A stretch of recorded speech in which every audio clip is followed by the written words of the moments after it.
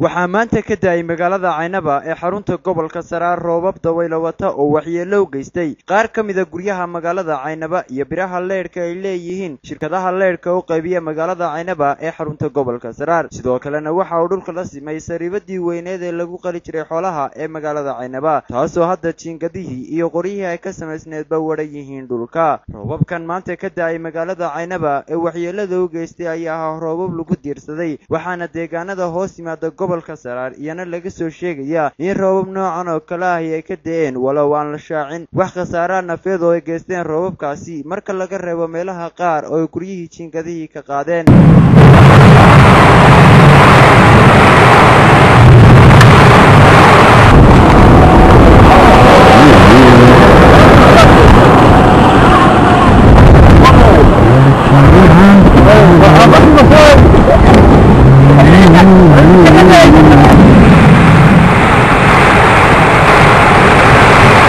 dadweynaha ku nool magaalada Caynaba ee xarunta gobolka Saraar oo aanu isla maanta wax ka weydiinay khasaaraha ugu badan ee roobabkani geysteen ayaa sheegay in aanu sidaa u sii badnayn marka laga tago bay dhaheen sariibada xoolaha lagu qali jiray ee magaalada Caynaba oo burbur weyn u geystay. geesta kalena ma jiraan mas'uuliyiinta gobolka Saraar iyo ka degmada Caynaba oo ka hadlay roobabkan khasaaraha geystay ee ka daayay magaalada Caynaba ee xarunta gobolka Saraar. ugu dambeyntii roobabkani ka daayay magaalada Caynaba ee xarunta gobolka Saraar ayaa bilow u ah roobabka dayrta ee hadda ka curtay guud ahaan dalkani Somaliland, iyadoona ay bulshada ku dhaqan geyigan ay ka soo baxeen abaartii gaadmareebada ahayd ee haleeshay geeska Afrika, walow meelaha qaar aad ku sii arkaysid diista ay abaartii ku sii reebtay. Cabsaaq Faarax Cabdilaahi, telefishinka caalamiga ah ee Somalisat, magaalada Caynaba.